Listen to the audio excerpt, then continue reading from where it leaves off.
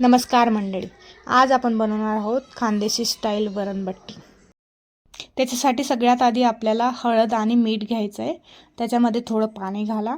त्याच्यानंतर त्याच्यामध्ये 2 वाटी गव्हाचं पीठ घाला। त्याच्यानंतर त्याच्यामध्ये 1 वाटी रवा घाला। नंतर आपल्याला ओवा व्यवस्थित बारीक करून घ्यायचा आहे आणि ते घालायचे। नंतर त्याच्यामध्ये घालायचं आहे बडीशोप, ती पण असं थोडं क्रश करून घ्या आणि मग घाला। त्याच्यानंतर आपल्याला घालायचं आहे धना, अख्खा धना पण थोडा क्रश करून घ्या आणि मग घाला। आणि सगळं मिश्रण व्यवस्थित मिक्स करून जशी गव्हाच्या पिठाची कणिक मळतो आपण तशी कणिक मळून घ्यायची आहे। त्यात पाणी थोडं थोडं घाला आणि तशी कणिक व्यवस्थित मळून घ्या। तर बघू शकता कणिक मळून झालेली आहे। आता ती 10 ते 15 मिनिटांसाठी साईडला ठेवा। आता आपण वरणची तयारी करूया। त्याच्यासाठी मी घेते अर्धा वाटी मूग डाळ, अर्धा वाटी तूर डाळ आणि ती व्यवस्थित स्वच्छ धुवून घ्यायची 2 ते 3 वेळेस। आणि त्याच्यामध्ये घालूया अर्धा वाटी टोमॅटो कट केलेले, थोडी हळद आणि मीठ।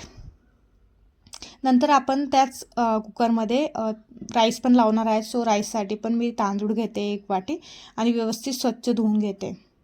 2 ते 3 वेळेस धुवून घ्यायचा राईस। आणि त्याच्यानंतर आपल्याला त्याच्यामध्ये पाणी घालायचं आहे। त्याच्यानंतर थोडं जिरा घाला आणि चवीनुसार मीठ घाला।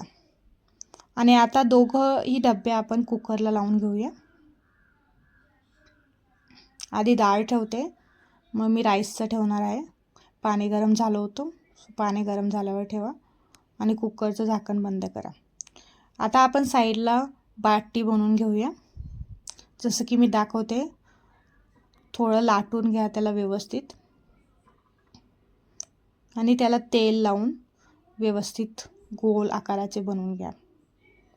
सगळ्या बाटी सेम प्रकारे मी बनवून घेतलेल्या आहेत। सो आता आपण ते वाफेवर ठेवूया। त्याच्यासाठी मी जे इडलीचं भांडं ते घेतलंय आणि त्याच्या भांड्याला तेल थोडं लावून घेते। पाणी गरम झाल्यावर आपल्याला ते भांडं ठेवायचं आहे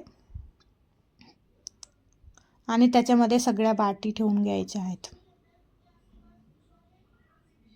आणि झाकण बंद करून आपल्याला ते 20 मिनिटं वाफवून घ्यायचे आहेत।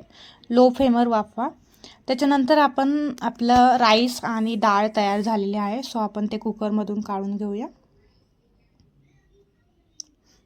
आता आपण डाळीसाठी तडका तयार करूया। तर त्याच्यासाठी मी एक तडका पॅनमध्ये थोडं ऑइल घालून त्याच्यामध्ये जिरा, लसूण, मोहरी आणि मिरची टाकून तडका देते। त्याच्यानंतर आपली आता बाटी तयार झाली। सो बाटी काढून घेऊया। बाटी काढून ती व्यवस्थित कट करून घ्यायची आहे।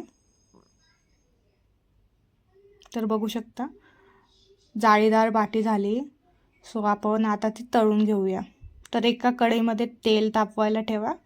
तेल तापलं की त्याच्यामध्ये बाटी टाका आणि व्यवस्थित लो फ्लेमवर 5 ते 10 मिनिटं फ्राय करून घ्या। तर बघू शकता खूप क्रिस्पी बाटी तयार होते। तर तुम्ही पण एक वेळेस नक्की ट्राय करा। आणि व्हिडिओ आवडला असेल तर प्लीज लाईक, शेअर आणि सबस्क्राईब करा। थँक्यू।